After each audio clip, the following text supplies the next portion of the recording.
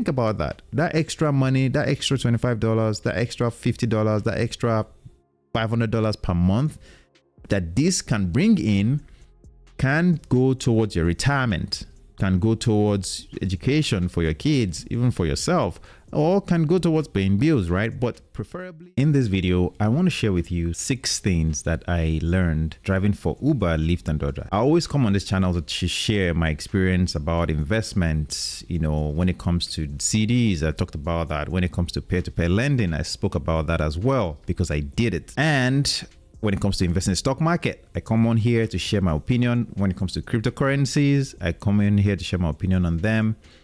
And of course, I actually saw a video from, believe the person is in Nigeria, she's Nigerian. She shared, you know, our journey about driving Uber and Lyft. And honestly, it was very interesting the way she kind of went about doing it. And I decided to actually give it a shot and share my experience with you, because at the end of the day, my goal is to share real data, first-hand information. That is my best approach. And I feel like those type of videos tend to do better than something that I learned that I haven't really experienced. So let's share my own personal experience. First one that I actually did was Lyft, and the reason why I chose Lyft being the first because I prefer Lyft personally, and I was like, you know what, I might as well give it a shot and try driving for them. This week I haven't done much on this. I think I only did 1 ride. Yep, I rejected 2. All right, but I did 1 ride and it was only $4.17. Okay, so let's go for the day. Let's go back a couple of days. I think this was on November 15. I think I only did 2 rides. I rejected 3, and I'm going to share the details as to why my rejection rate went up. But anyway, the other day I did 2. I didn't reject any. The previous, so November 13, I did $79.43. I did 9 rides. I rejected 2. Let's go back to November 12. I did 6 rides, rejected 3. I made $59.44. Rejected 1 ride. No, did 1 ride on November 11 and 0. And then of course November 10 I made $16.92. November 9 0 because I didn't do anything. November 8 I did 1, rejected 2, $4.53. $62.42, $60.40, then $85.71, then $113, $68, then $45, then $22, then $73, then 0. I think I started there. Let me see. I think I did a little bit, $56.48, and I think this day was the first, $39.42. That was the first day, I believe. Yep. So that is all on Lyft, and I'm going straight to the point here because I wanted you to see everything transparently. All right. So let's pull up Uber here, and I'm going to share with you the first week on Uber. I only did 2 days. I made $119.91. And if you can see, I spent more time on actually Uber than Lyft if you compare. November 10, I made $87, $91, $42, $45, Friday, $64, $54 there, and then $34. And again, I'm rushing through this because the intent is not really to see the breakdown of each trip and how much it paid. I'm not really going to make it that complicated. But one thing I want you to keep in mind is that this money was made doing that also. All right. And I call it also because it's not easy. Honestly, I thought it would be easy. Yeah, I was just driving, getting a car. But the first day, my back was hurting. Like the first 3 days, my back was hurting like crazy. I was uncomfortable, because when you drive for that, I mean, don't get me wrong, I've driven for 12 hours, I've driven for 7 hours, at a stretch, by the way. But that's different. It's different to drive 12-hour stretch and get rest the next day. But imagine you do 4 hours today and then you come right back again to do another 4 hours, and you try to do it for 4 or 5 days because maybe you want to try to make this a daily thing to make extra money to pay those bills or whatever, right? Or to invest, which is the key thing that I want you to keep in mind here. Investment, all right? then at the end of the day, it puts a lot of stress on you. But of course, it puts a lot of miles on the car. In terms of miles on the car, I actually tracked that as well. And I would say about 1,500 miles have been put on the car within the span of 2 weeks, I think, right? So that's a lot. Secondly, we have the gas that I would purchase. And because I have a very fuel efficient vehicle, it's not hybrid, it's not electric, but at the same time, it's very fuel efficient. It's a Toyota Corolla. I'm able to, I think over the 2 weeks, I think I've only purchased gas maybe 4 times or 5 times. And each time it was an average of $24, right? So about, I would say I probably spent about $110, give or take, on gas. All right, 115 somewhere there on gas.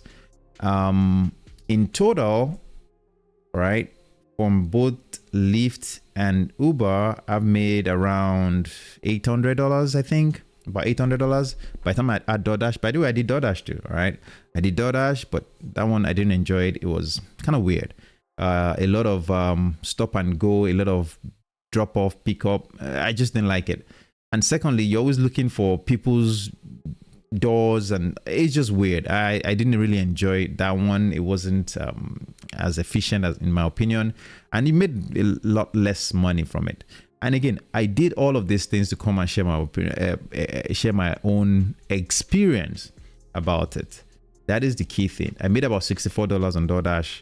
So in total, I think I made about close to $900. But by the time you take out expenses, fuel, tolls, you know, maybe I'm out another $250, give or take. Let's just make it round to $50. So I made about $700 profit. If it's something that you are thinking of doing, right? Here are some things that I want you to keep in mind. One thing is, if you're leasing a car, I wouldn't encourage you to use it for Lyft, Turo, or Lyft, Uber, or DoorDash. All right, if you're leasing a car. Secondly, if you're making car payment, if you have a loan on the car, and you plan to maybe refinance the car or turn the car back in and, you know, turn it around and maybe use it towards a down payment, or at least get it sold to a dealer and then take some of the money for a down payment towards another car, I wouldn't encourage you to use that car for Lyft, Uber, unless it is designated for business and you plan to offset it with, you know, to use towards taxes and things like that. But if it's something that you strictly we just want to make side also, I would encourage that you use a car that is paid off, that you plan to use for a long time, and you don't really worry about getting miles and putting a lot of wear and tear on the car. I wouldn't encourage you to use a financed car. Again, if it's for business purposes, sure, you can always, you know, write it off if you have a business, you know, set up for it. And yes, I can still write off some of the miles, but at the end of the day, what happens is that by the time if you want to make, unless you're doing it like a full-time job, 8 hours, which I think is a lot. And that means that you put way more miles on the car. And if you plan to turn that car in, your value will be so low that they won't offer you good money on it. All right. Then next thing I want you to keep in mind is, of course, the time it takes for you to drive around. A lot of times when I first started this, I didn't really understand, you know, what is a good trip and what's a bad trip. One important thing is, in order to make the most money from doing something like this, you want to go around the peak times. Now, the peak times also means that you're likely to make a little more money, but at the same time, you're probably going to be dealing with a lot of traffic, especially if you have a lot of traffic in your area. And this apps or rideshare apps, they already know what they do, because what they're doing, because they will give out incentives like bonuses to get people out, especially during those peak season or peak times, which at the end of the day, yes, they might offer a $50 bonus or 50% bonus, but you are stuck in traffic for the most part, most of it, right? So yes, you make 50% for an hour, because that's usually how they do it, especially on Lyft. But you're stuck in traffic for most of it. So you only do one ride, and you might make, you know, an extra $5 on that ride, but you haven't really made so much money in the process. So it's something that you need to keep in mind. But those are the ways you can make extra, you know, by going out around peak times, going out very early, or staying very late. Those are very important. Now, of course, if you think about the weekends, those are also peak times, the Fridays, the Saturdays. especially late Saturdays, late Fridays. But again, you have to understand that the more time you spend on the road, staying late in a place outside, you start to deal with insecurity, right? Because you're worried about, people that might be intoxicated, crazy people, things like that. So you have to be very careful. And I personally don't want to drive when it's too late, when it's way too early. When I say way too early, middle of the night, but maybe 4 a.m., 5 a.m. is kind of early, don't get me wrong. But again, that's what works for me. And of course, I look at it right. The other thing that I want to share in this video is that you have to really prioritize minimizing driving around. So what do I mean by that? For example, when you have a passenger that you dropped off somewhere, and now the next ride requires that you drive 15-20 minutes to do a 5-minute ride. I've seen those.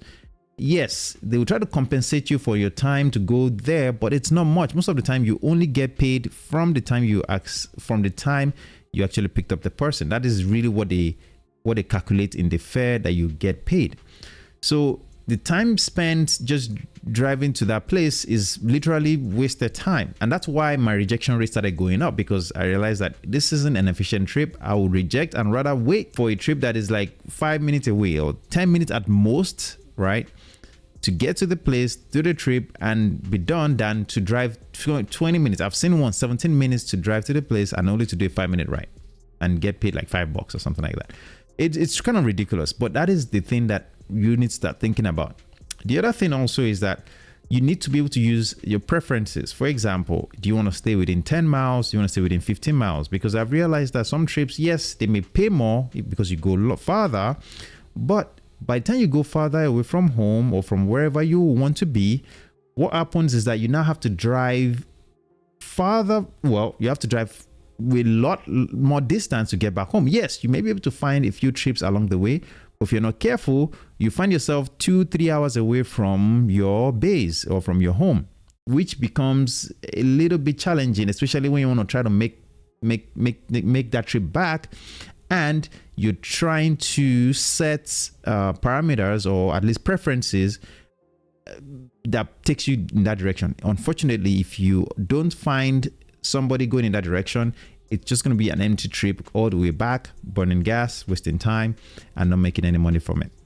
So all these factors needs to be considered. But one thing that I've found that works for me is to set my preferences of the place. On Uber, for example, you can actually set preferences of the areas that you want to be. So any trip outside of that area, and I think let's just set it for 150 minutes or 180 minutes, one of them. And that's okay for me because, again, unless you're doing this full time, then sure, you don't have to worry about preferences. But if you are trying to do this within a few windows of hours that you have, then you definitely want to set preferences so that you just waste your time.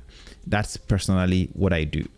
For Lyft, I try to set under a 12-mile radius from where I want to be, and I just want to stay within that radius, all right? Because that means from wherever I am, I'm not more than maybe 20 miles or 30 miles from my home. That way, I am not spending time driving empty around. I hope this makes sense. And the important thing is, okay, this money that it was made, what do you do with it? What can you do with it? Well, one thing that I look at is I'm not using the money for my everyday bills, right? Yes, I'm letting it pay for itself. So for example, the tolls, the fuel, sure, I can take out the money to cover those. But the thing is, I'm also trying to use that money, put it towards investment, because the $100 today that is invested becomes 120 next month or next year, becomes 140 or 150 2 years from now, right? So think about that. That extra money, that extra $25, that extra $50, that extra $500 per month that this can bring in can go towards your retirement, can go towards education for your kids, even for yourself, or can go towards paying bills, right? But preferably to invest that money, because that money becomes something that continues to work hard for you. Honestly, doing this work isn't easy. It is a lot more difficult than I thought, but I'm glad I gave it a shot and I've learned something from it. And a lot of respect to those who do this full time. because again, it's something that I didn't really have a clue as to what it's like. But after I've done it, and I've done a lot of trips on it, at least in my opinion, a lot of trips on it, I see that it's not an easy thing, and a lot of respect to those who do it. But again, you have to be smart about it in order to come out ahead. I hope that you found value in this one. I just wanted to share this with you. I'll see you in the future one.